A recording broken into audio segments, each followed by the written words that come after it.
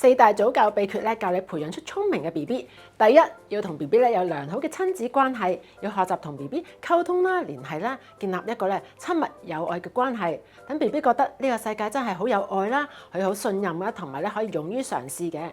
第二，正面教養。可以咧多鼓勵孩子，唔需要太過保護，但係又唔可以太過放任喎，俾適當嘅指引同埋咧規律嘅生活佢哋，令小朋友有安全感啦，知道方向同埋咧下一步會發生咩事，唔使太過控制佢哋嘅玩樂，但係讓小朋友咧可以自己學習揣摩同埋探索，建立咗自信心。第三，家長咧應該咧要了解 BB 嘅月齡發展，多同佢哋咧玩啲大肌肉啊、小肌肉啊，同埋唔同嘅感統遊戲，掌握佢哋嘅成長黃金期，建立好基礎，啟發佢哋嘅潛在嘅發展空間。